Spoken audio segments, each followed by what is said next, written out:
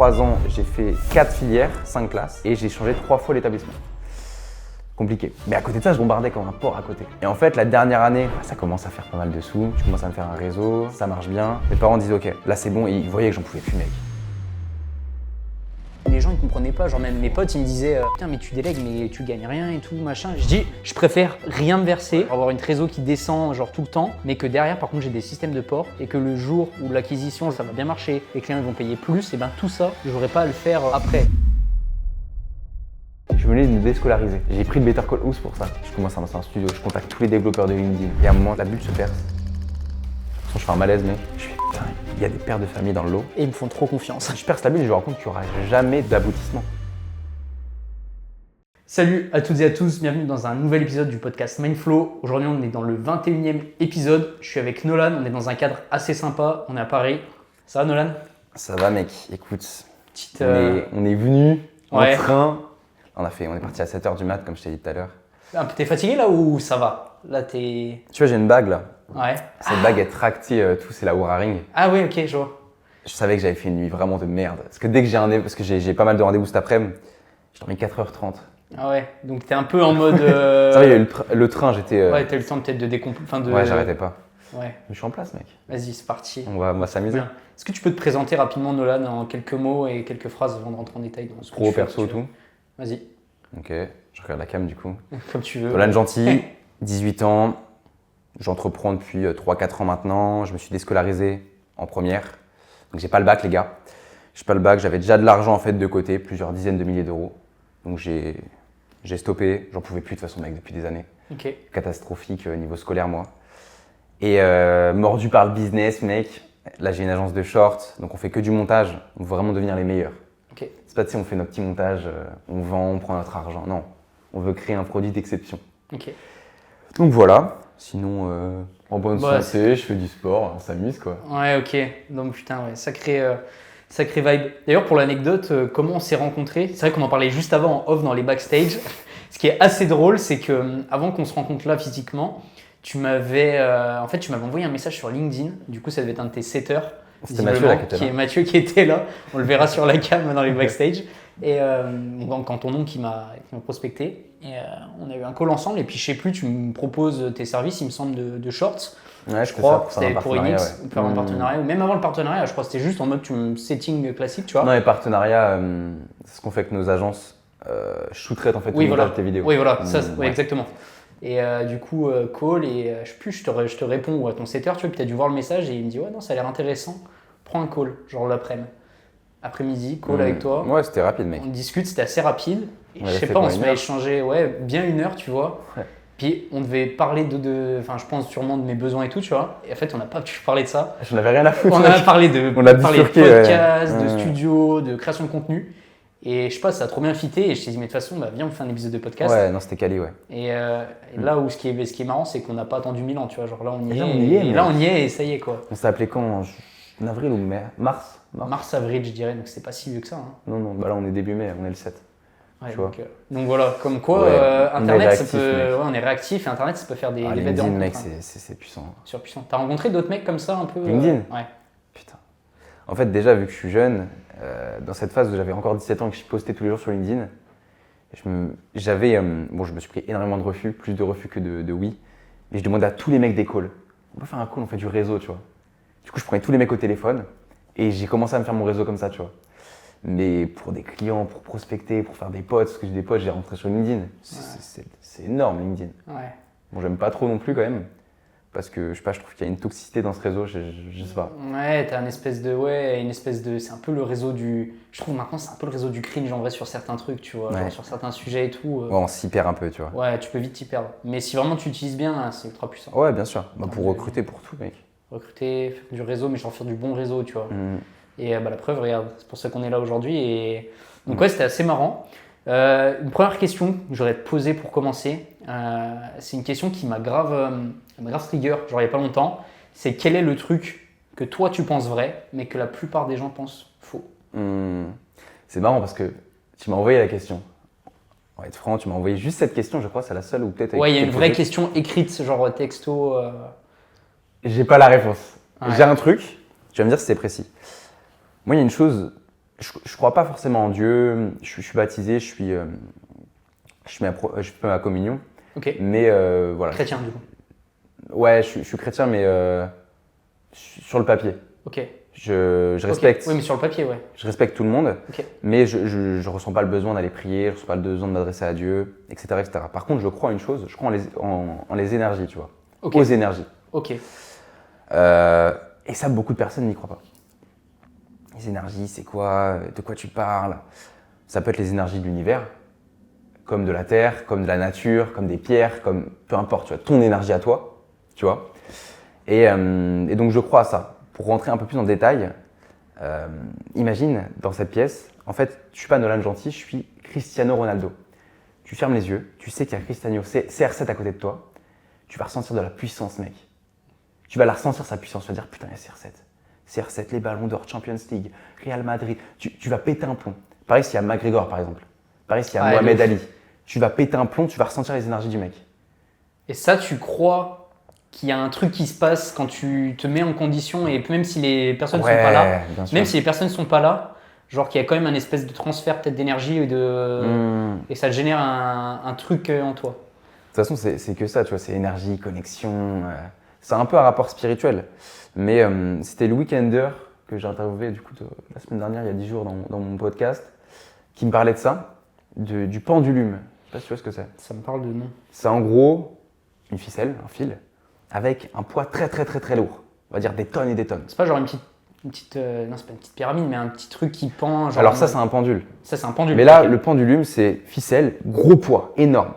Et en fait, on va dire que le pendule, c'est ta vie. Si tu ne bouges pas le cul, si tu n'envoies pas de l'énergie au pendule, il ne bougera pas. Et plus tu envoies de l'énergie, plus tu es au charbon, plus tu t'envoies des signaux, plus il va se mettre à bouger, petit à petit. Et lui, il me disait, moi, actuellement, mon business, il est comme ça. Tac, tac. Parce que lui, bon, 200 000 par mois, bon, c'est évidemment que ça bouge, tu vois. Il y a un gars qui rentre dans mon business, ok, trajectoire toujours la même. Alors que là, moi, avec mon business qui débute, tu vois, on est à peu près à 10 000 euros par mois, entre 10 et 20, on n'est pas au même balancier, tu vois. Pas encore, et ouais. plus j'envoie de l'énergie, plus ça bouge. Ça peut être de l'énergie auprès de toi. Mec, je fais des shorts, faut que je sous-traite ton montage comme je t'avais fait la première fois qu'on s'est rencontrés. J'envoie de l'énergie. Toi, tu comprends que je suis en train de bosser. Et ça s'active. Tu vois? C'est dans ce sens-là que je vois les choses. Mais ouais, l'énergie, beaucoup de personnes n'y croient pas. Ouais. Si. Ouais. J'ai des discussions très passionnantes avec des mecs qui y croient. Mais donc, pour répondre à ta question, ce serait ça. Tu vois. Ouais, moi j'y crois de plus en plus aussi, tu vois. Ok. Si vraiment En fait, ce que j'ai remarqué, c'est que je me suis conditionné, ça peut paraître super bizarre dit comme ça, mais je me suis conditionné comme si au fond de moi, et j'y crois, tu vois, même maintenant, je me suis convaincu et j'y crois, que je pèse, genre, tu vois, même sans parler d'argent, mais tu sais, mais c'est pas s'inventer une vie, mais c'est te convaincre intérieurement et un truc que j'aime beaucoup, c'est que tu mérites mieux que les autres. Ouais, bien sûr. Et moi, j'y crois et c'est pas de l'ego, tu vois. Je pense que c'est vraiment de la confiance et de penser que tu mérites mieux que les autres et que tu es confiant et que tu y vas et que tu es un 100%. charbonneur et que tu montres dans les yeux des gens que tu arrives à leur faire comprendre que tu as la dalle et que tu vas rien lâcher. Derrière, les gens, ils vont te faire 10 fois plus confiance. Et du coup, c'est se parler avec les énergies et ça me parle parce que Ouais, plus 100%. j'ai travaillé là-dessus et vraiment, je me suis auto-convaincu de ça. Mais ça, enfin, moi, genre, je vois l'ampleur que ça prend. En fait, tu te crées ton effet. Moi, je le vois vraiment comme un effet boule de neige, surtout Carrément. dans la niche où on est. Bien sûr. C'est beaucoup les personnes que tu vas rencontrer. Genre, franchement, j'ai quasiment jamais prospecté. Ça a toujours été ouais via mon podcast. Moi, perso, tu vois, ça a toujours été une personne sur deux que j'ai interviewé. C'est devenu mon client, tu vois. Parce qu'ils ont vu l'énergie, ils l'ont ressenti en face. Je suis foutu, mec, je suis foutu. Et c'est pour ça. Oui. Je dois sortir la carte là. Mais ouais. Et ça, tu vois, mais en fait, le truc, c'est que je ne l'ai pas fait de manière consciente. Et je l'ai fait de manière inconsciente. Ouais, Pendant un an, j'ai commencé, je te mens pas, j'ai commencé avec mon téléphone comme ça. J'avais acheté les 2 micros là que je pourrais te montrer après. J'ai commencé comme ça et j'ai commencé avec mes potes. Donc vraiment, Insane. Zéro, tu vois, rien. Et j'ai personne qui travaillait là-dedans. Je suis pas vidéaste. Je suis pas monteur vidéo comme toi, tu vois, genre monteur vidéo, je suis pas vidéaste, je suis rien de tout ça. Mais à force, pendant un an, d'avoir fait une vingtaine d'épisodes, peut-être que j'ai pas fait des dizaines de milliers de vues, tu vois, parce que je m'appelle pas, tu vois, genre personnalité de ouf. Mais par contre, derrière, ça convertit et ça a démarré un putain d'effet boule de neige qui est ouf, tu vois. Et je pense que ça, c'est grave sous-côté. C'est pour ça que cette énergie, tu vois, pendant un an, je l'ai mis de manière délibérée parce que j'aime ça profondément, tu vois. Je le fais pas parce que c'est la mode. Le podcast, quand j'ai commencé, ouais, t'avais des gens qui faisaient des podcasts, mais c'était pas, tu vois. Et du coup, ce truc d'énergie, ça me parle de ouf parce que là, tu vois, c'est en train, tu vois, cette histoire de balancier, tu vois. Pareil, petit balancier là en ce moment. Mais quand le balancier va vraiment s'activer, ça va être une dinguerie, tu vois. Il y a un truc intéressant avec les énergies, c'est les lieux que tu as fréquentés. On en parlait tout à l'heure avec les hôtels et tout. Ouais.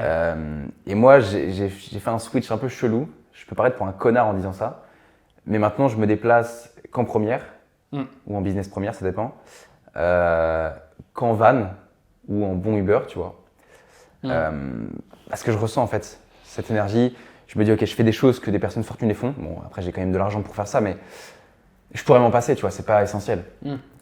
Pareil pour les hôtels, je prends des bons trucs. Et je me dis, putain, ok, j'aime ça, faut que je continue de faire de l'argent. Quand je suis dans la première classe, je vois les mecs. Quand je suis dans le lounge, par exemple à Montparnasse, je vois les mecs. Ça bombarde, ça bosse. C'est bien habillé, il y a de la prestance. Et tiens, je ressens ce truc. Comme les mecs qui n'ont pas beaucoup d'argent, même qui font 100 balles par mois, mais qui se disent, ok, je claque 20 balles dans un coca au Cheval Blanc à Paris. Et ils voient des personnalités, des grosses fortunes. Ils se disent, ok, et ils visualisent. Et ça vient petit à petit. Ouais, ça se crée, tu vois. Genre, les gens, ils comprennent pas. Tu vois, même mes parents, quand j'ai voyagé, là, il y a pas longtemps, j'étais à Venise, j'étais dans un café, genre, j'avais payé mon café 12 balles, tu vois. 12 balles le café. Ouais, Peut-être tu te dis, voilà. Mais par contre, j'ai rencontré des gens de ouf et les gens, ils me croient pas, tu vois. Quand même mes potes, ils me croyaient pas. J'ai rencontré un bijoutier de Place Vendôme qui était à Venise dans le même café et qui a une des plus grosses bijouteries qui est très secrète de Paris, qui tu peux pas trouver, il n'y a pas de site internet, il n'y a rien. Le mec, il m'a donné son contact sur un bout de papier, il m'a sorti un vieux téléphone, genre, tu sais, de la préhistoire, tu sais, comme ça. Et ce mec-là, il pèse genre des centaines de M. Ouais. Et je l'ai rencontré comme ça. Et je vais taper sur internet, je vois Vanity Fair, Elle, Forbes. Je dis, waouh, et tout, tu vois. Et le mec, j'y croyais pas, tu vois. Okay. Et le soir, du coup, on allait manger au resto. Je vais manger avec ce mec-là. Putain. Et il m'a payé le resto. Et c'était un resto de ouf. Et dans le resto, il y a des stars genre DiCaprio, genre Robert Downey Jr. qui allait bouffer à Venise. Et c'est un resto que tu peux pas trouver sur internet non plus. Ok, ouais, c'est des trucs privés. C'est des trucs sélectifs, tu vois. Et le fait d'avoir eu ces petits moments-là, tu vois ce que je veux dire? Ça te met dans des conditions comme ce que tu fais là. Ça te conditionne, tu vois. Exactement, ouais. Et c'est pas passer pour un gros connard ou un péteux ou quoi, c'est juste qu'à un moment donné, t'as ce que tu mérites et parce que tu fais les efforts pour et que tu te mets dans les conditions. 100%. Écoute, Nolan, sur cet épisode, je sais comment ça se passe le concept. Donc, comme tu sais, il y a 6 sujets, plus ou moins préparés, que tu as plus ou moins vus. J'en ai vu 3. Tu en as vu 3, sachant que c'est des sujets qui sont assez vagues, on va dire. Moi, j'ai bien précisé. 1 sur 2, tu choisis, je choisis le sujet et on échange dessus. Ça te va? Donc on va faire les 6? On va peut-être pas faire les 6 en fonction de si on parle beaucoup. Mais, ok. D'accord, donc 1 sur 2, ok. Et je commence? 1 sur 2. Vas-y, entre 1 et 6, peu importe. Ah là, c'est toi qui choisis entre 1 et 6 et moi, 2. ouais. Donc le 2. Entreprendre en étant jeune. Les avantages et les difficultés. Avantages, difficultés? Déjà, si tu peux reprendre, quand tu as commencé à entreprendre exactement, ça a été quoi le moment où tu as fait ton switch et c'est quoi les moments qui ont marqué justement? Ok. Alors, la première fois, moi depuis tout petit, je suis porté vers l'argent. Pourquoi? Je sais pas. Mais ma mère m'a toujours dit, et des proches à mes parents m'ont toujours dit, mais il a un problème avec l'argent, tu vois.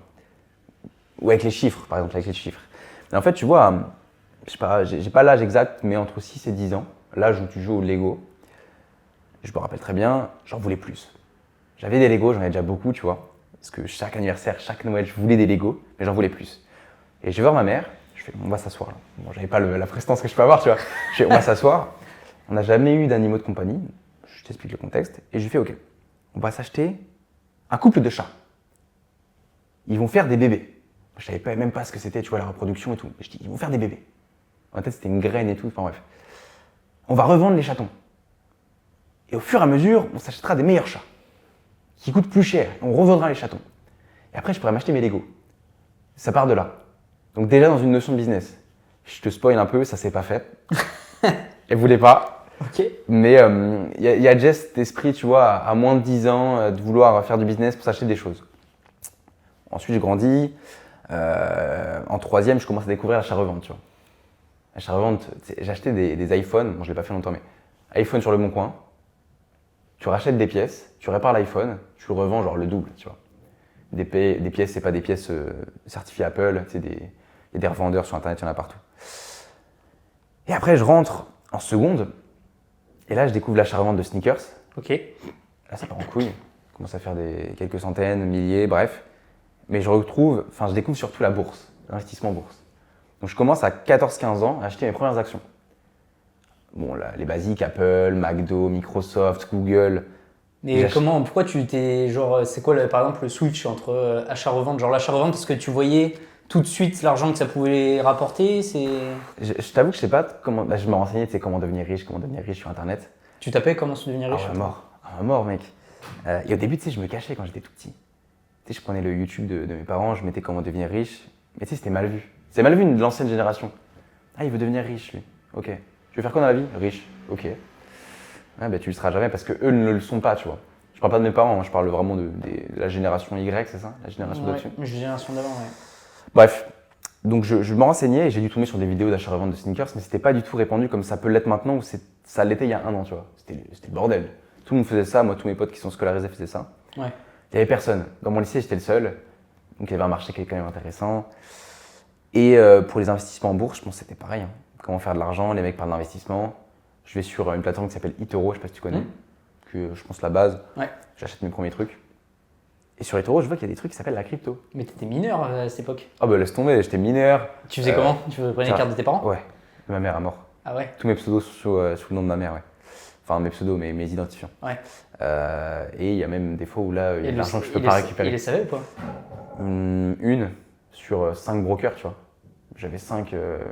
J'avais Capital.com, Binance, j'avais tous les trucs, tu sais, Ledger, etc. Mais non, ils savaient pas. Ils savaient pas, mais ils savaient juste une, eToro, parce que mon père, il m'avait accompagné. Et en fait, au début, il voulait pas que j'investisse. Et je fais, mais si c'est mon argent, je le gagne en faisant des petites tâches ménagères, tu vois, je peux investir. Et je lui parle d'Apple. Je fais, c'est sûr, Apple, ça va marcher. C'est sûr, ils sont à rien, le marché est tout petit. Encore une fois, là, je te disais pas, c'est pas prouvé ce que je dis, hein, je parlais à l'aide de mes connaissances, vraiment. Les actions sont à 60 balles. Je dis à mon père, faut acheter. Là, faut acheter. Elle passe à 150. Je crois que c'est exactement ça, 60, 150. Mon père se rend compte que j'ai pas dit une connerie. Mais lui, il s'y connaît pas. Donc il se dit pas que j'ai dit ça par chance. Donc là, il me laisse faire. J'investis. Je fais un plus 700 à 14 piges, 14-15 piges. Je crois que c'était 15 ans précisément. Plus de 700, je suis comme un dingue. T'imagines, plus de 700, tu rends compte à 15 ans. Ouais, c'est énorme. 2 semaines plus tard, moins 300 et plus rien. Vraiment, je perds tout. Parce que moi, je me dis, c'est du trading, je suis un trader, mec. Alors, trader, c'est 5 ans, tu t'enfermes dans une grotte. C'est pas les mecs de Dubaï, tu vois. Mais ouais, je perds tout. Je regagne, bref, et après, je découvre le business en ligne et là, ça part vraiment sérieusement, tu vois. En gros, ça se fait comme Et ça. c'est comment tu découvres le business en ligne du coup? C'est quoi l'étape entre. Parce que du coup, tu as une phase où, comme tu l'as dit au début, tu t'es déscolarisé. C'est toi qui t'es déscolarisé volontairement. Alors, c'était à 17 ans, ça, c'était bien après. 17 ans, c'était après. C'était il y a un Du an, coup, tu vois. avant, c'est comment tu as découvert du coup le business en ligne? Par quel biais? Et ça a été quoi ton. Pareil, ton ça déclic? reste au 3e, tu vois. Ouais. Je me rappelle, je rentrais des cours, je voulais de l'argent, tu vois. Je voulais m'acheter des trucs. iPhone, Tu voulais t'acheter quoi? des iPhones. Ouais. Tu sais, Gadget, genre. les trucs de cool. Non, mais les iPhones, Ouais. les AirPods et tout. À l'époque, j'avais rien. Des baskets pour arriver au collège et être la star un peu, tu vois. Alors que tout le monde s'en fout en vrai. Mais, et donc, je me renseigne. Et je commence à trouver un business qui s'appelle le dropshipping, e-commerce. Et c'était pas Yomi à l'époque, c'était d'autres gars, tu vois. D'autres gars qui faisaient des vidéos de 20 minutes avec différentes séries, vidéo 1, 2, 3, ils te montraient comment il fallait faire. Moi, j'étais comme un ouf. Tu vois, j'écoutais le truc, mais c'était impossible. J'étais mineur, j'avais 14 piges, j'étais en 3e, j'avais même pas de capital, en soi, il n'y avait même pas besoin. Bref, je découvre Yomi. Yomi qui était queue à l'époque, donc qui n'avait pas commencé le sport, qui n'avait pas fait sa vidéo qui a explosé d'étudiant fauché à millionnaire. Personne ne le connaissait. Il n'avait pas la hype qu'il a maintenant. Je sais même pas si, je crois qu'il sortait d'Harvard, tu vois. Je me rappelle, il avait son suite Harvard. Et j'écoute pareil, je fais putain, mais comment c'est possible que ce mec, on le voit avec une putain de McLaren? Je comprends pas, tu vois. Et je me renseigne et je vois qu'en fait, je peux faire n'importe quoi sur Internet. Donc j'ai lancé bien sûr les dropshipping qui ont pu marcher, tu vois. Parce que compliqué à entreprendre quand tu es en cours. J'aurais pu aller plus loin, mais je me suis stop. Mais ouais, ce serait ça. Donc, j'ai découvert par YouTube. YouTube, c'est une puissance, mec. Ouais. Donc YouTube, toi, ça a été un peu le. Parce qu'en fait, après l'algo, tu consommais peut-être du contenu. L'algo, il t'a poussé du contenu forcément qui était pertinent, entre guillemets, par rapport à ce que toi tu consommais et ainsi de suite, quoi. Puis en fait, après, peut-être qu'une chose t'a amené à une autre. Et du coup, tu peux, quand tu parlais, là, tu étais déscolarisé, justement, je trouve que c'est une phase, c'est un peu quand même un changement, tu vois, parce que c'est pas tout le monde qui le fait. Et genre, comment est-ce que tes parents, tu vois, ils l'ont pris? Comment ça s'est passé un petit peu? Je vais revenir un peu dessus. Ouais. Donc c'était l'année dernière, j'étais en seconde. Ah, en donc première. c'est récent quand même. J'étais en première. C'était il y a un an à peu près. Un an pile, je pense, c'était en mai. Ou en avril, je sais plus. Donc, en fait, j'ai une scolarité catastrophique, mec. Ça Ah veut ouais. dire que en troisième, je quitte le lycée. Je quitte salement le lycée parce que Le ma collège. dernière. Oui, pardon, excuse-moi. Ouais, Je quitte le collège. Ouais, le collège, ok, pour aller au lycée. Ma dernière journée de collège, c'est 7 heures de colle, mec. Ah ouais? Une journée entière. En tout, j'ai dû faire à peu près, je crois, que c'est pile 24 heures de colle dans mon collège. Une J'étais journée entière de. Ouais, justement, j'étais assez content alors que c'est. Bref. Tais-toi, mec. Ouais. J'ai eu des centaines de croix, des centaines de mots. Et là, je te dis ça avec le sourire, mais le soir, quand je rentrais, je faisais pas le malin. Parce que j'ai des parents assez stricts. Et je me suis défoncé, mec. Tu sais, j'étais vu comme le cancre, sachant que j'ai une famille de bosseurs, tout le monde a réussi dans les études. Moi, je rentrais avec des croix, des mots, des heures de colle. Donc déjà, ça partait mal. Et c'était pareil à l'école primaire. J'avais déjà fui à l'école primaire, tu vois. Ah ouais? Ouais, je détestais l'école. Je détestais l'école. Et donc j'arrive au lycée. En fait, je switch. Je pars dans un lycée qui est en dehors de ma ville, dans une petite commune, petit village. Un lycée, tu vois, de 400-500 personnes. Ok, Donc petit, tu vois, on était 4 classes par niveau. ok. C'est que dalle. Je rencontre un pote de ouf. Je rencontre plein d'autres potes, bref. Et en fait, je fais n'importe quoi de mon année. Deuxième trimestre, je finis à 7 de moyenne générale. Parce qu'à côté, en fait, je lançais un e-commerce. Premier dropshipping que je lançais, c'était sur des accessoires de sport. En gros, j'avais trouvé ce que vendait Decathlon pour 4 fois moins cher sur AliExpress. Et moi, je le revendais un peu moins cher que Decathlon. Marketing de fou, tu vois. Pour la même qualité, ça, j'en sais rien, je t'avoue. Je pense pas. Ouais. Mais bref, je tombe à 7 de moyenne. Mes parents pètent un câble, je dois tout stopper. Alors, je commençais à, tu vois. À toucher un peu du bout du doigt, t'es. Ouais. Ouais, ben en fait, j'étais en neutre. Tous les investissements, j'avais dû investir 100 balles, j'avais dû faire 100 balles. Ouais, donc t'étais. Ouais. Ouais, c'était le minimum, tu vois. T'es Mais break-even, mais déjà, oui, t'étais pas perdant non plus. non, en plus, c'était une très bonne expérience. Mais je stoppe tout. Et je stoppe tout et 3 mois privés de sortie, tu vois. Donc, je vois plus non plus mes potes. Après, imagine-toi, dernier de la classe, mais je pense dernier de tout l'établissement. 7 de moyenne générale. C'est une catastrophe. Je faisais rien. Je rentrais e-commerce. En cours, je faisais des conneries, tu vois. Donc, c'était le bordel. Je me fais virer de l'établissement, définitivement.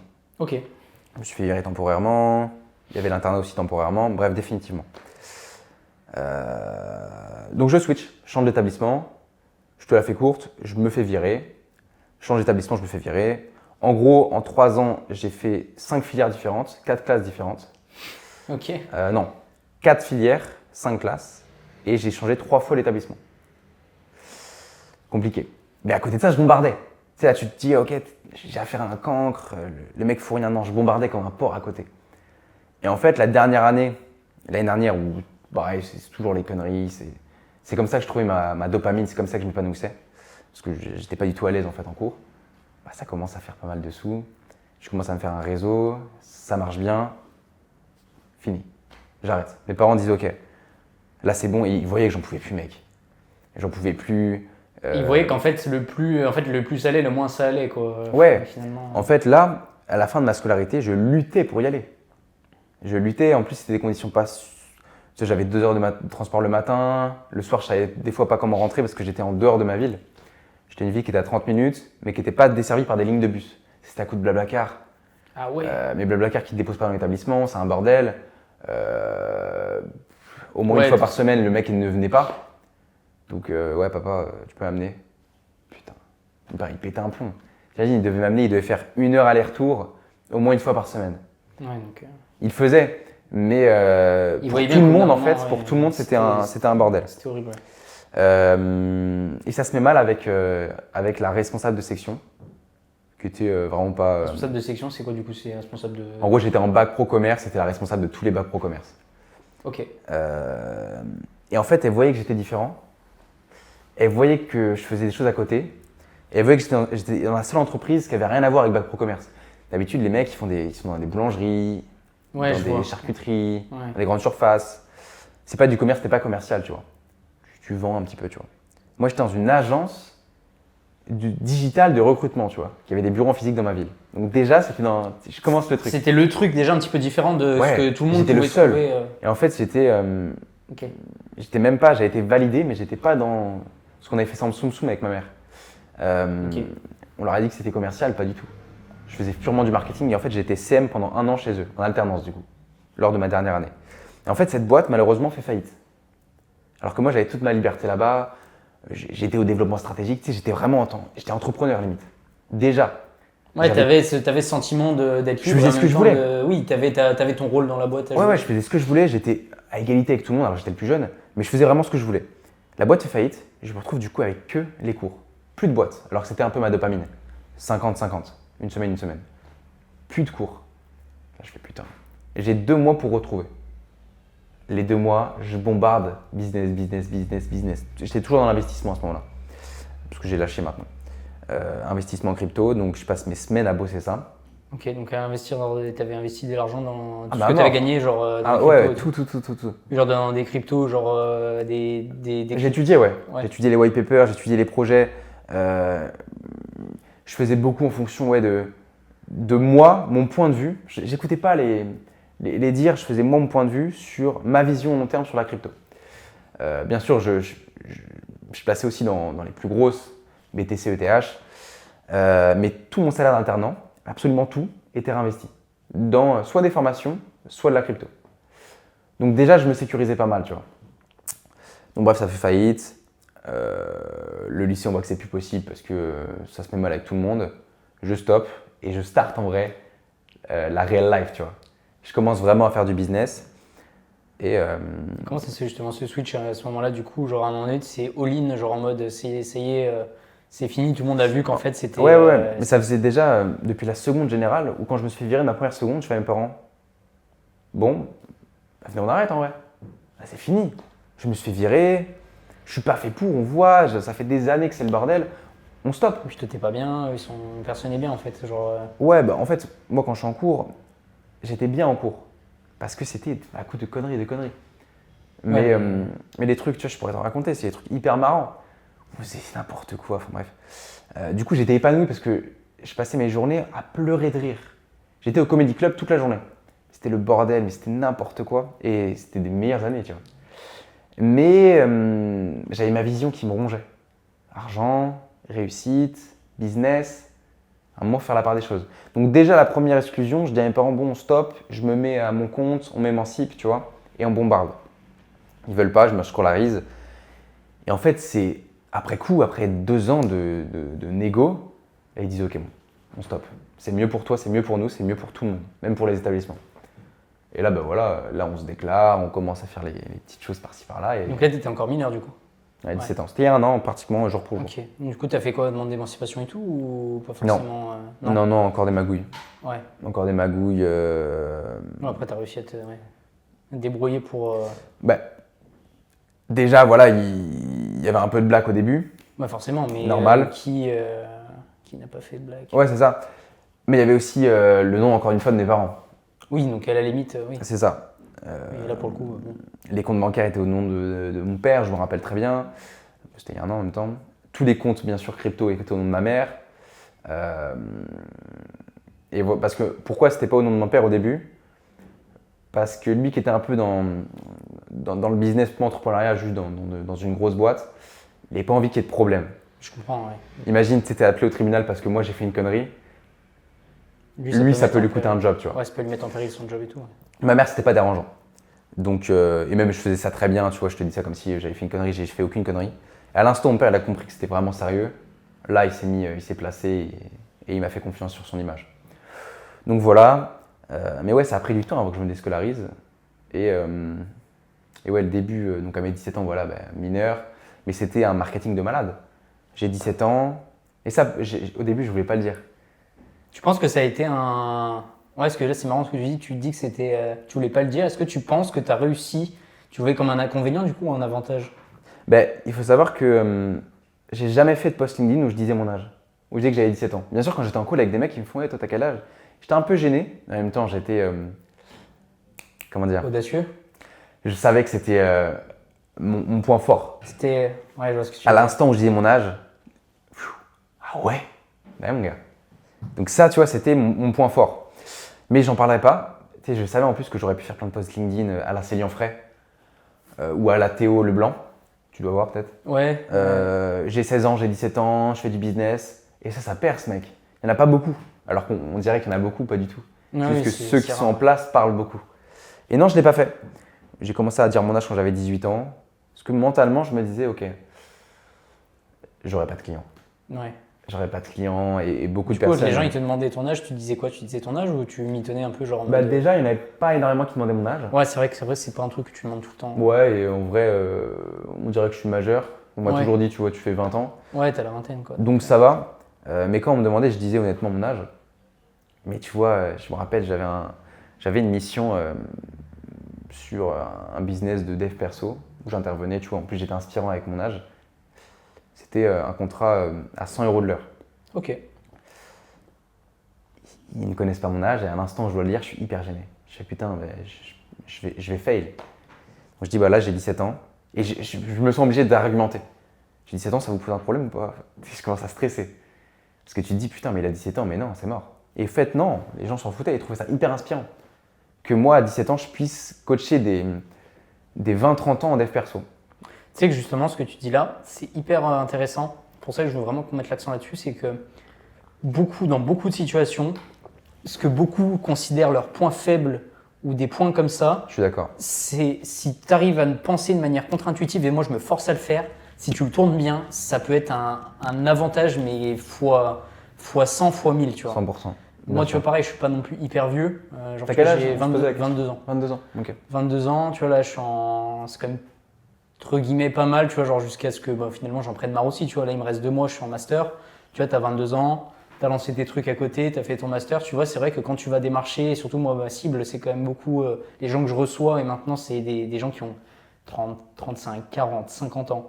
Et quand tu arrives et que tu as 22 ans et tu leur dis, hey, les gars, je vais vous expliquer, ça va se faire comme ça, comme ça, comme ça. On va travailler sur ça, sur notre système d'acquisition, tu vois. Des fois, tu as un peu, ils sentent que tu es jeune, donc ils ont envie de te faire confiance, mais en même temps, ils se disent, pourquoi je lui ferais confiance à lui, tu vois. Ouais, Et totalement. quand derrière, en fait, tu arrives à délivrer par la qualité de tes propos et par la qualité de ta personne, en fait, j'ai réussi un peu à reverse ça, tu vois. Et une fois que tu arrives à le reverse D'accord. comme ce que toi tu fais, c'est un actif, mais qui est ultra puissant et que tu peux exploiter. Mais correctement, tu vois. Il faut que ce soit bien fait et il faut que ce soit bien C'est très reverse. vrai. Tu vois ce que je veux dire? Je sais pas ce que t'en penses, mais. Non, je suis totalement d'accord. Bah ouais, en fait, nous, on a de la chance, on fait du business en ligne.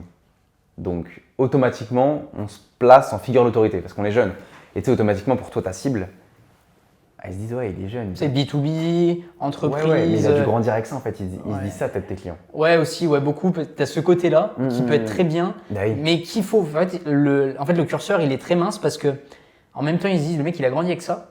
Mais en même temps, tu sais, as le cliché du, ouais, mais en gros, le mec, tu sais, je prends en alternance, pareil, tu vois. Ouais, Tu sais, je bien prends un sûr. stagiaire, Ouais, c'est c'est un pareil. débutant. Tu sais, c'est un débutant, tu amateur, vois. ouais. Et du coup, la frontière est très mince. Mais si toi, tu arrives, je trouve, à être bon avec cette frontière-là et à l'ajuster, tu vois, genre, dans ton sens et le curseur à le basculer de l'autre côté. Très d'accord, ouais. Toi, tu as un shift qui se fait mentalement et la personne en face, surtout moi, après, quand je les ai, par exemple, pour un épisode de podcast, je peux dire que tu peux leur demander ce que tu veux, mais presque, tu vois.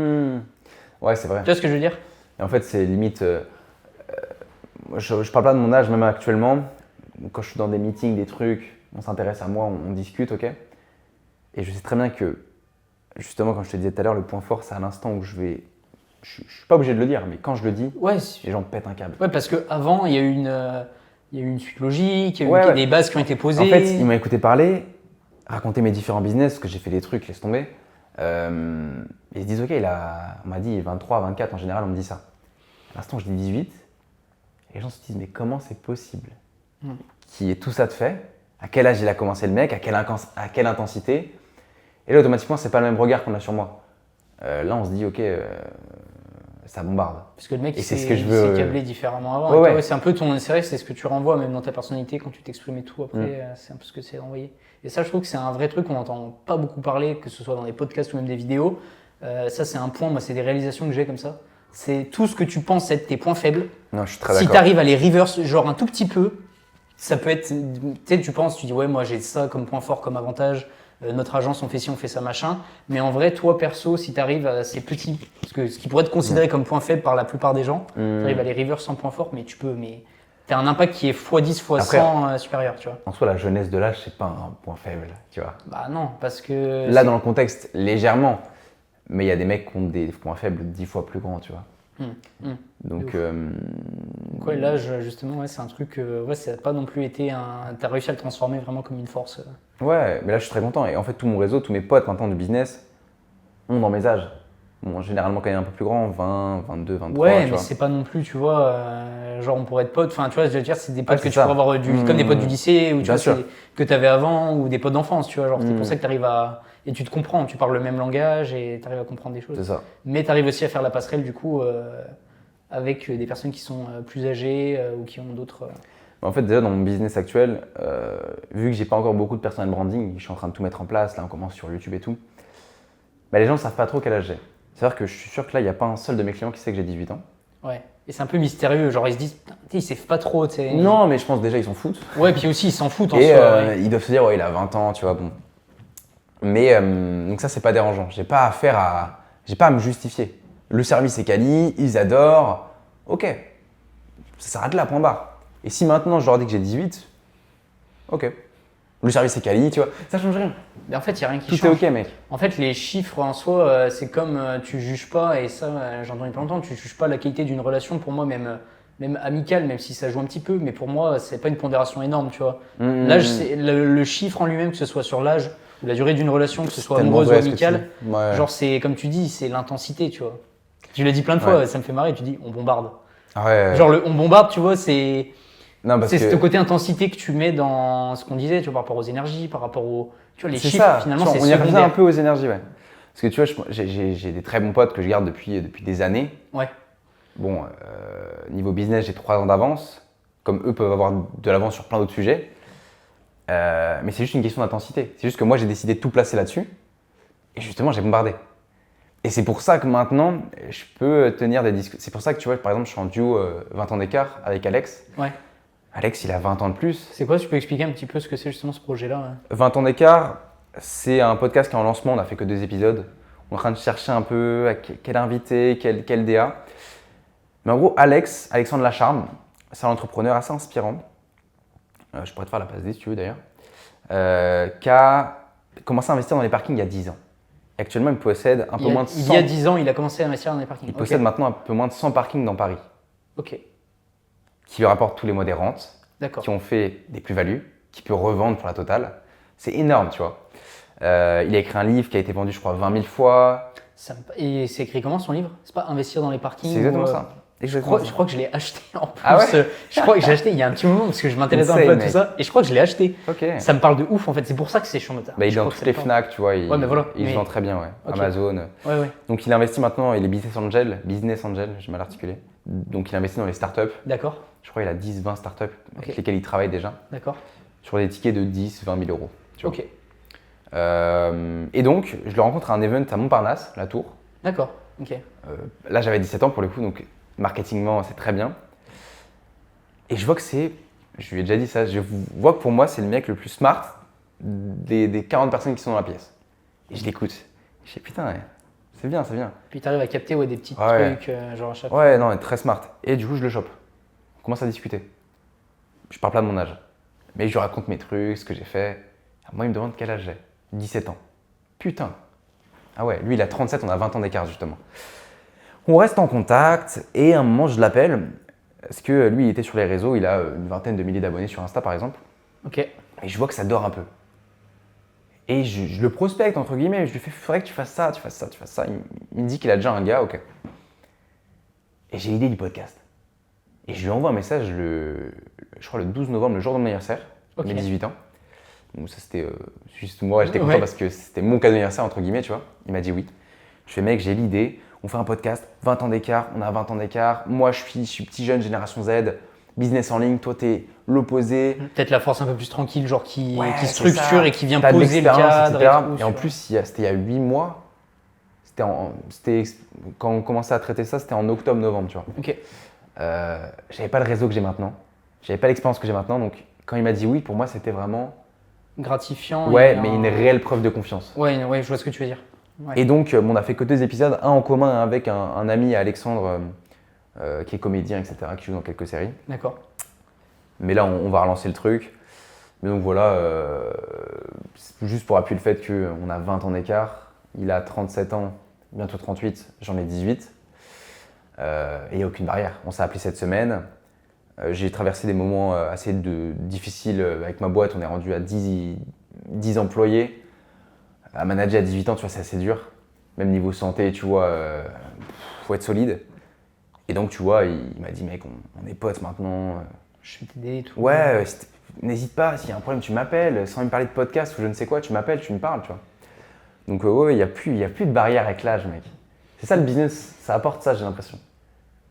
Tu sais que c'est un vrai sujet, là, celui qu'on a abordé. C'est pour ça que ça me fait marrer quand tu as choisi le deuxième, parce que c'était pour moi un des premiers sujets. Et d'ailleurs, c'est marrant parce que les gens, ils commencent toujours, soit quand ils choisissent les sujets, dans les invités que j'ai, soit ils prennent les 2 premiers ou les 2 derniers quand ils commencent à chaque fois. Ok. C'est pour ça que ça m'a fait marrer quand tu as pris le deuxième. Et c'est pour ça que je l'ai placé là aussi, parce que.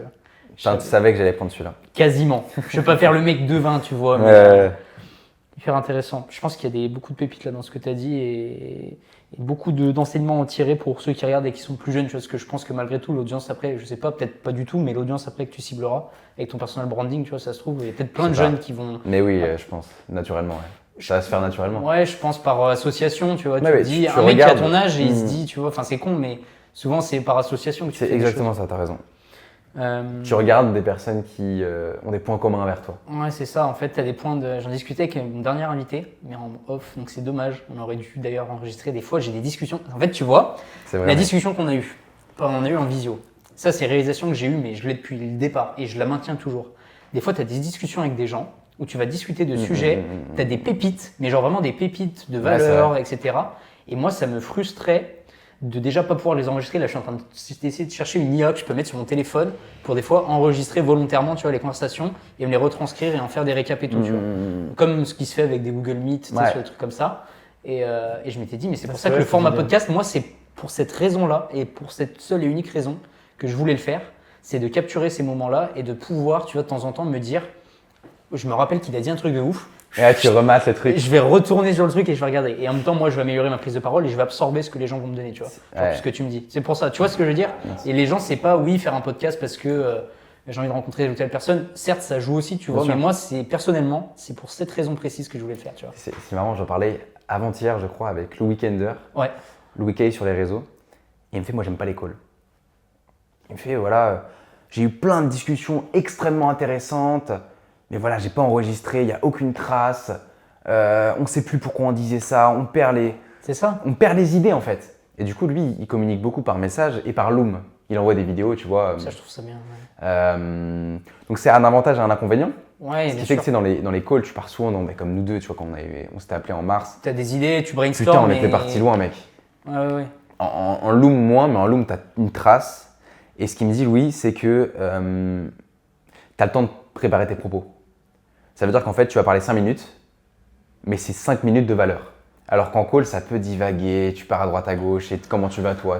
Bref, tu perds du temps au final. Après, c'est pour ça qu'il y a toute une structure, et c'est pour ça dont la trame, et dont tu vois, avoir une certaine base sur laquelle tu peux broder, tu vois, et décortiquer un sujet, tu vois. Du coup, je vais choisir un autre sujet. Bien sûr. Qui est très intéressant. Là, c'est à toi? Là, c'est à moi de choisir, ouais. Ok, vas-y. Là, c'est sur l'évolution du marché du contenu short en 2024.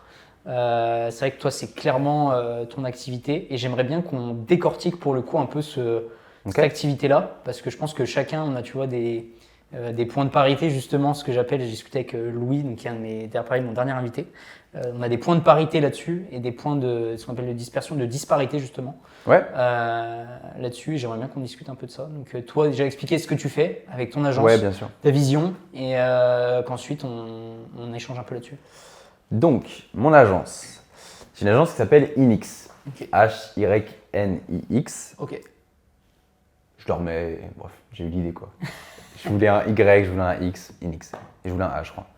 Bref, c'est une agence de montage de vidéos short. C'est vraiment que du montage. Il n'y a pas de script. Tu viens avec tes vidéos, on les monte. On est là pour faire de l'excellence, de l'art. En fait, moi, ma philosophie de business, c'est vraiment le long terme. C'est pas dropshipping, on fait de l'argent, on envoie les ads, on récupère et on stoppe. Et on refait un truc. Non. Moi, on va créer une première version d'Inix. Donc là, on n'est pas à la première, on est à la 3, 4e. Mais on va avancer petit à petit. Mon but, avoir la meilleure expérience client possible. Je me le suis dit là dans mes objectifs de mai, c'est de créer le service de rêve que je veux moi en perso pour du montage short. Ça veut dire, je vais me dire, ok, j'idolâtre ce service, Comme je suis sûr que tu as des business que tu adores, tu vois. On parlait de ça avec Mathieu, mon assistant dans le train. Angèle Fievez, son business, je le trouve incroyable. Incroyable. En termes de qualité de service et C'est ça, d'exécution, tout, la qualité, elle est à tous les C'est points. des véhicules, c'est des voitures, il a ses bureaux, tout est smooth, tout est bien pensé. C'est ça qui est Et intéressant. en fait, je vais faire pareil à mon échelle. Quand je dis à mon échelle, c'est quand même très professionnel, mais voilà, on n'est pas sur des voitures. On est sur du montage short, mais je veux créer de l'art. Chaque vidéo doit être de l'exception. Donc là, vraiment, on est à 1%, même pas, on est à 0,1% des capacités. C'est sans fin en fait le business. Là, tu vois, on est à peu près à 1000 vidéos par mois. C'est quand même intéressant. C'est quand même énorme. Parce que du coup, tu fais énormément de volume quand même. C'est que du volume pour le moment. C'était mon positionnement, je me plaçais au même prix que les freelances en France. C'est ça qui est marrant. Parce qu'on faisait beaucoup de volume. Et pour info, ouais, tu voulais casser le marché. Si tu peux expliquer un peu ton positionnement aussi, c'est ça que j'aurais bien aimé décortiquer parce que tu faisais du volume et en même temps, tu restais à un prix qui était quand même ultra abordable. En fait, Inix, il y a eu plusieurs versions. Il y a eu au début où je me cherchais, puis après il y a eu une offre à étiquette très chère à 30 000 euros, où je me suis perdu aussi, je ne m'y retrouvais plus, donc j'ai stoppé. Et je me suis dit, ok, je suis dans les extrêmes, j'ai quand même vendu une offre à 30 000 balles. Très prestigieuse, mais je ne me retrouve pas là-dedans, comment je peux renverser cet extrême-là? Et je me suis dit, putain, il faut que je crée l'offre la moins chère. Tu te dis, mais c'est quoi cette connerie? Plus cher, moins cher, ok. Donc je me suis dit, ok, j'avais beaucoup recruté des freelances pour qu'ils justement montent les vidéos de mes clients. Et je savais que les prix assez bas en France, c'est 30 euros. 30 euros le montage short. J'avais démarché, pour te dire ça, c'est pas vraiment du bullshit, hein, je démarchais des dizaines, voire des centaines de mecs. C'est 30 euros. Je me suis dit, très bien, je suis sûr si avec de la négo, si je trouve les bons tips, et si je fais du gros volume, je peux me placer en tant qu'agence à 30 euros, avec la rapidité d'une agence, la qualité d'une agence, le prestige, le service client d'une agence, pour 30 balles. Et donc c'est ce que j'ai fait. Donc là actuellement on est en train de switch, mais jusqu'à une semaine, 2 semaines, on était à 30 euros. Et on faisait du gros volume. C'est comme ça qu'on margeait. Mais là, on est en train de mettre en place un système, et je reviens encore une fois sur Angèle, décidément, de catégories. Comme lui, il a avec ses véhicules. Catégorie 1 à 5, même 6 maintenant, où en gros, c'est par catégorie de prix. 1 000 euros par mois, 2 000, 5 000 de location, tu vois, pour lui. Moi, je fais pareil avec mes vidéos maintenant. On est en train de créer là actuellement les catégories. On est en ce moment en train de les créer avec mon équipe. Catégorie 1, donc du montage très basique, jusqu'à catégorie actuellement 4, le plus haut de gamme du marché. Vraiment du montage où tu as même du mal à trouver des monteurs, même des monteurs qui sont à 500 balles la vidéo, tu as du mal à les trouver. Tellement c'est rare, tu vois. Donc c'est un gros bordel, mais on veut mettre en place ce système de catégories pour créer l'excellence qu'on veut. Toujours garder du très bas, du très faible prix, pour attirer la masse toujours, et faire encore une fois des marges. Mais pouvoir commencer à créer de l'art avec une catégorie plus élevée, des montages plus élevés, que ce soit en qualité mais aussi en prix, et donc qu'on puisse élever le prestige d'Inix et pouvoir proposer ce prestige-là à nos clients, tu vois. Ok, et du coup d'avoir quand même en fait, si je comprends bien même, si je dézoome un peu sur cette situation, d'avoir en fait que peu importe ton prospect, ton lead, d'où il vient, qu'en gros il puisse trouver son bonheur sur la catégorie 1, en fait que chaque lead entrant puisse trouver son bonheur, que ce soit sur la catégorie 1 ou la catégorie 4. En fait, les catégories, ça va ses être moyens, de ses besoins. C'est des gammes. Ok. Admettons, ça va être une landing page en fait. Tu arriveras sur la landing, tu sélectionneras le style, ta quantité et tu envoies les rushs. Ok. Tu veux que je t'explique mon onboarding? Peut-être ça peut t'intéresser. Ouais, ça peut être intéressant, ouais. En gros, ce qu'on est en train de mettre en place, l'onboarding est déjà fait. Ils vont venir un peu partout. Outreach, donc on démarche. Organique, ma création de contenu, YouTube, X, LinkedIn, Insta. Mais aussi les ads. On va potentiellement commencer à faire des ads. Tu vas faire des ads, ouais. Tout va reconvertir vers la landing. La landing, ça va être ton point de… Ça va être vraiment le camp de base. Ok. Les mecs choisiront la catégorie en fonction de leur budget, de leurs envies. Avant bref, même peu de importe. prendre un call ou quoi, genre ils choisissent la Je catégorie vais dégager directe. les calls, mec. Ouais. Les calls, c'est vraiment français à la mort. Ouais. Quand tu vas aux States, Tu sais que je me posais justement, c'est pour ça que c'est intéressant que tu expliques ça. Ouais. C'est en gros, ils choisissent en live leur… Ils sont au McDo, mec. Non, c'est pas assez luxueux. Ouais, je vois ce que tu veux dire. Ils sont… Ils font leurs commandes. Ouais, mais ils font leur commande en mode ils ont pas besoin de… Je vais te redire, Angèle, ils sont chez Angèle Fivet sur son site, ils choisissent leur véhicule et ils partent avec. Tu vois, vraiment de l'excellence. Et en fait, à l'instant où ils choisissent le type de montage, ils savent déjà ce qu'ils achètent parce qu'ils ont l'exemple sous les yeux. Et là, ce qui est embêtant, c'est que j'ai pas assez d'exemples à proposer. Pourquoi? Parce qu'on fait du sur-mesure, mais ça, c'est une connerie. Parce que, ok, il y a des personnes qui… C'est un positionnement qui est différent en fait. Il y a des personnes qui sont intéressées par du sur-mesure. Mais la plupart des gens n'ont pas l'expérience pour se dire, ok, moi je veux du sur-mesure, je veux que tu fasses ça. Ouais. Bien sûr, si tu les guides, mais ça Et demande encore, du temps, des calls. C'est un autre positionnement et C'est différent. C'est un autre mode de développement. Ouais. Donc je veux qu'ils aient la trame, Ok. ils voient ce qu'ils aient, ils payent. Et en fait, je travaille avec un mec qui s'appelle Lucas Perrin. Ok. Tu dois peut-être connaître, je sais pas. Comment tu dis? Lucas Perrin, qui a une agence qui s'appelle TDA Implementation. Ça me parle de nom, ouais. Et en fait, lui, il fait de l'automatisation par l'IA. Donc je t'explique mon onboarding. Les mecs payent sur Stripe. Ouais. Ils sont redirigés vers un Slack. Ils intègrent le Slack. Sur Slack, automatiquement, Ouais. ils sont ajoutés à un canal privé Ok. avec moi et mes 2 assistants. Et leur nom, peut-être Instagram ou leur nom. Leur nom, leur pseudo qu'ils ont mis sur Slack. Leur pseudo, ouais, Ils sont accueillis sur un espace général avec tous mes clients. Bienvenue, on accueille aujourd'hui. Nanana. Dans le canal privé, ils reçoivent automatiquement des messages automatiques où moi j'explique les next steps, les prochaines étapes, à savoir remplir un questionnaire, se créer un espace Drive qui va être automatiquement créé quand il remplit le questionnaire. Et il a juste à cliquer sur le lien. C'est un vidéo ask qu'on a, tu dois peut-être connaître. Ouais. Vidéo ask, encore une fois, questionnaire vidéo, c'est assez prestigieux, j'aime beaucoup. Ouais, vidéo, c'est très sympa. Et il rentre tout, ce qu'il veut, sa couleur de typo, sa typo, s'il a une charte avec sa boîte. Et le mec est il met hyper en fait indépendant, mais est-ce que t'as juste. Ah putain, ouais, c'est vrai que c'est pas mal. Parce qu'en fait, tu limites de ouf la friction. Genre, en mode le mec. Moi, en c'est fait, insane pour moi. En fait, il rentre sa CB, genre, il a pas besoin, il a pas une friction, en gros. Mais t'imagines la rapidité, il paye, Et automatiquement. 5 minutes après, ses dossiers sont partagés à mes monteurs. Ouais, donc en gros, après, derrière, 24-48 heures après, en gros, il a ses premiers montages qui peuvent C'est sortir ça. quasiment. Notre marketing, c'était en 72 heures. Ouais, Donc mais. libre 15 à 30 vidéos. Ouais, donc c'est énorme. Ouais. Donc là, ouais, on est en train de revoir un peu parce que justement, on veut garder cette qualité. Ça, je vais être honnête, je me suis perdu un peu dans cette rapidité. Ou par exemple, Ouais, si demain il y a besoin de faire un feedback sur certains. je travaille avec un client, tu vois, qui est dans l'investissement financier, qui est assez en place sur les réseaux, plus d'1 million d'abonnés. En fait, je l'ai livré dans ces délais-là. Et un nombre de retours. On est rendu à la 6e version, des fautes d'orthographe. Le montage, pile poil, parfait. Mais les fautes, parce qu'on était dans Speed, et corriger des 30 vidéos par jour, c'est long. C'est long et à un moment, tu pètes un câble. Donc c'est pour ça que j'ai recruté maintenant 2 assistants. Mais ouais, en fait, c'est un véritable luxe pour un client. Ok, il y en a qui aiment bien avoir le contact. On fait un call, tu m'expliques. Mais heureusement qu'il y a cet espace privé Slack où bien sûr dessus, on va pouvoir prendre un appel avec toi pour t'expliquer, pour avoir tes feedbacks. Et pour t'onboarder. Mais il y a aussi 2 assistants en full time disponibles pour toi. Dès que tu as une question, les mecs répondent dans l'heure. Ça, c'est vrai que c'est quali quand tu regardes même sur des SaaS, genre comme Submagic ou SendShort. Ouais. Ah, Les mecs, insane. moi je trouve que c'est pas mal. Bon, après, faut connaître, tu vois, mais les Discord et tout, genre les mecs t'ouvrent un ticket, genre quasiment dans la minute qui c'est un suit. ticket. Et c'est un ticket. C'est ça qu'on a nous. C'est espace Ouais, privé. c'est ticket, ouais. C'est exactement ça, ouais. Ça, c'est intéressant parce que du coup, tu peux avoir direct une problématique spécifique. En gros, tu l'exposes pas déjà tout le monde, tu fais pas chier sur le général. Et C'est après, ça. toi en spécifique, genre, t'as un support client qui est ultra réactif. C'est exactement ça. Et en fait, le fait d'avoir une plateforme, ça, déjà, moi, ça me centralise tous mes clients. LinkedIn, WhatsApp, des mecs qui viennent d'Instagram, c'est un bordel. Donc là, j'ai tout sur Slack. Et encore, j'ai pas encore tous mes clients. Là. On a lancé le Slack récemment, on est en train de tester pour faire la meilleure expérience client possible.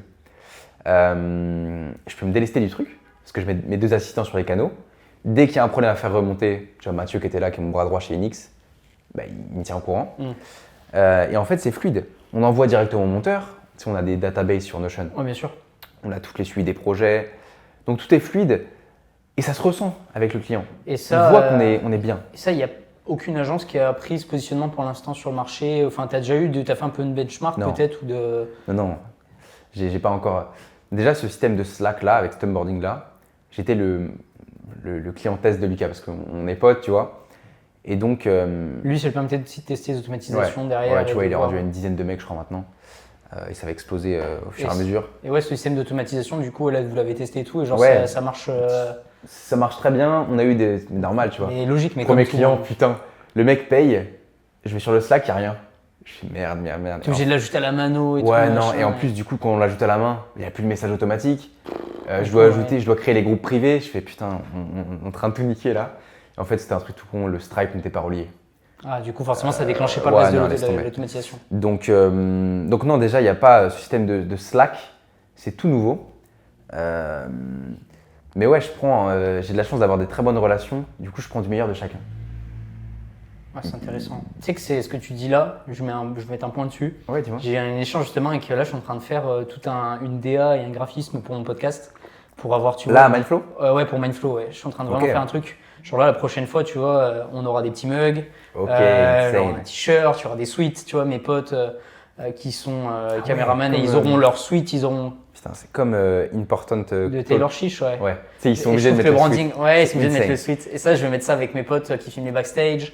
Peut-être mes invités, je le ferai, mais ou pas, tu vois, parce que comme ça, ils choisissent, tu vois, ils sont pas obligés de porter le Ouais. branding. Mais au moins qu'il y ait un côté branding qui se ressente et qui Ouais. ressorte. Ah, c'est très Et bien. on discutait avec le gars qui me fait le graphisme, ce que tu dis là. Souvent, tu as besoin d'avoir dans chaque domaine seulement 20 à 30% des connaissances ou des éléments pour en fait distiller C'est très ça vrai. et pour en fait connaître ça pour qu'ensuite les personnes en face, tu saches comment échanger. Tu vois, c'est un truc con, mais tu me dis ouais, le Stripe, machin. Mais ça, tu vois, tu avais besoin de connaître 20% du truc Ah ouais, et le 80% sera délivré par la personne qui est experte, tu vois. Et toi, Moi, j'étais des gars morts. si tu arrives, Ouais. moi, dès le départ, même les gens ils comprenaient pas. Genre, Mais il même faut, mes hein. potes ils me disaient ouais, mais putain, mais tu délègues, mais tu gagnes rien et tout, machin. On Je s'en dis, fout. je préfère rien me verser. Ouais. Je préfère être ric-rac, tu vois, et genre avoir une trésor qui descend genre tout le temps. Enfin, qui descend tout le temps, genre en mode, tu vois, à chaque fois. Ouais, t'es neutre quoi à la fin du D'être mois. neutre ou Mm. tout du moins, ouais, voilà, d'être neutre, voire d'être un tout petit peu en cash flow positif. Mais que derrière, par contre, j'ai des systèmes de port et que le jour où l'acquisition, genre, tu vois, ça va bien marcher, les clients ils vont payer plus, et ben tout ça, je n'aurais pas à le faire après. c'est Tu vois très ce que bien. je veux dire? Moi, je le vois comme un artisan, tu vois, qui taille sa pierre Ouais, et son diamant. Je suis extrêmement d'accord avec toi. Et ça fait partie de mes gros avantages. Pourquoi j'en suis là? Parce que je délègue, parce que je fais pas chier, je vais voir les experts. Ouais, tu vas voir les gens et tu vas voir. Mais ça, en fait, quand je dézoome, même pour des mecs qui sont expérimentés, qui ont 30 ans de business, enfin qui ont 30 ans et qui sont dans le business, pardon, bah ils osent pas déléguer. Mais putain, le Slack, j'aurais pu le faire tout seul. Ça m'aurait pris 2 semaines full time. Lucas, ouais, bah 24 heures, c'est bon. Mec, c'est mon business. Ok. Le Slack était prêt. Ouais. Et même pas, on a mis plus de temps parce que moi, j'arrivais pas à envoyer les documents, tellement il était speed, le mec en face. C'est ça, mais tu vois, c'est des trucs bêtes, mais même là, tu vois, par exemple, les montages vidéo, là maintenant, j'envoie ça à mes monteurs, un épisode complet, clé en main avec les backstage Insane. que tu vois et tout, en maximum. Après, quand c'est pour mon podcast, c'est différent, tu vois, parce que j'aime bien travailler Bien sûr. certains angles et tout, mais pour un client, 72 heures, il a son truc, tu vois. Il Ouais, a non, ses reels c'est avec. énorme. Genre mon pote Flo, là, que tu as vu, Ouais. un reel avant, il mettait une journée quand il a commencé. Une journée pour un reel, tu vois.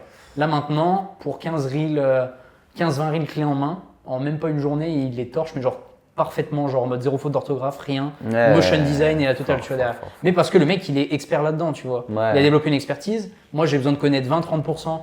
Ouais, bah là, ton keyframe, le motion, Ouais. le truc et tout, tu vois, tu as besoin de connaître que des petits bouts, mais pour communiquer efficacement avec tout le monde et ensuite Ouais, mettre faut en place tes systèmes pour, Faut juste comprendre. pour scale. Mais au moins Tu comprends comprendre. ce que la personne ressent, tu comprends son quotidien, son activité, boum, tu délègues. Ouais. Oui, un truc, bon, ça je l'ai mal fait et justement je suis en train de faire déconstruire. J'avais un positionnement avec Inix avant où je faisais marrer les clients ou des membres de mon réseau ou des futurs membres. J'ai une agence de montage, je ne sais pas monter. Je ne sais pas monter, mec. Ouais. J'ai acheté Premiere Pro il y a un mois. Insane. Et j'ai 10 monteurs qui bossent, un peu moins là actuellement. Mais j'ai une équipe en tout cas de 10 personnes. Et les mecs, je les drive, tu vois. Et j'ai pas de mal.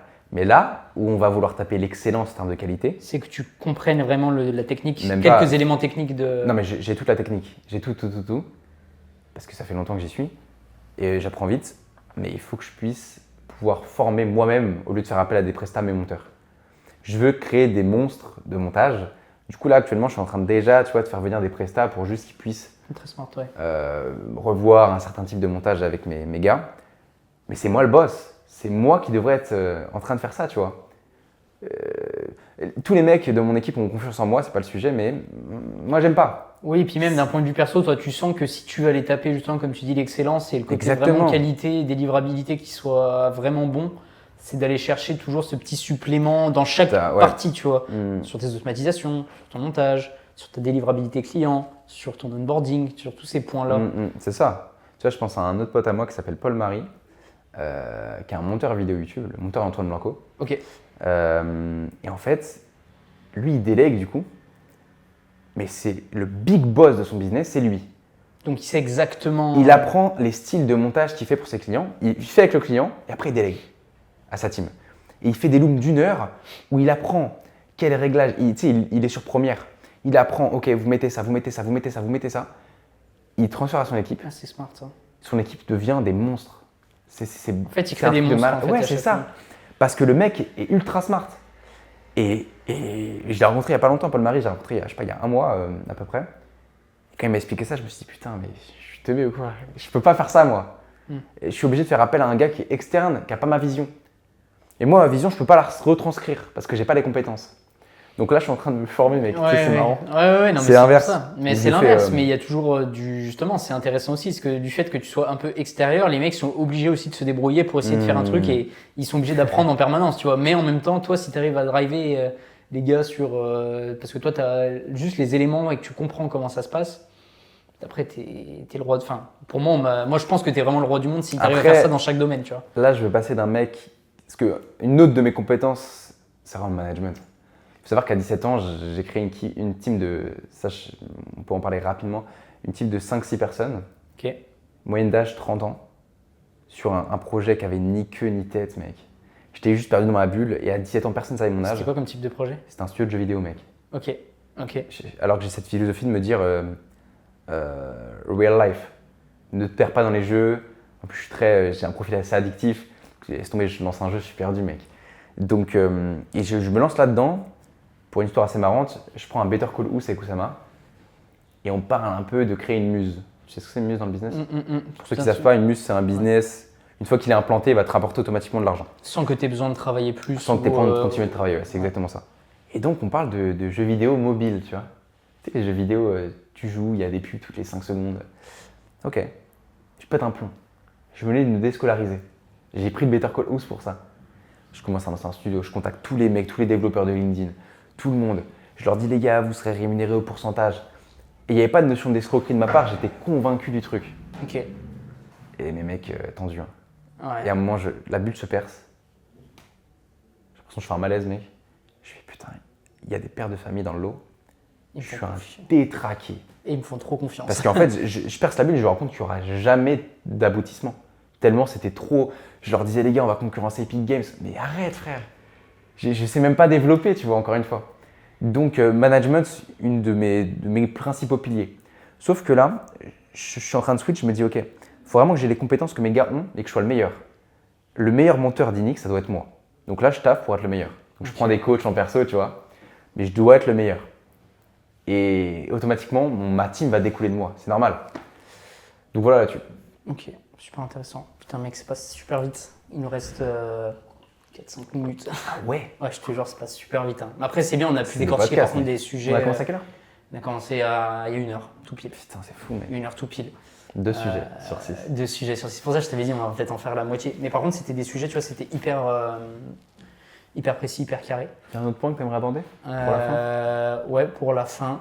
Il y a 2 choses que j'aimerais aborder pour la fin. La première, c'est toi, c'est quoi ta vision future du marché en tant que tel de la création de contenu comme ça, short? Et est-ce que tu pourrais, quel invité de ton réseau t'aimerais voir dans ce podcast-là, justement, dans un lieu d'exception et pourquoi t'aimerais l'entendre parler, justement, pendant 1 heure?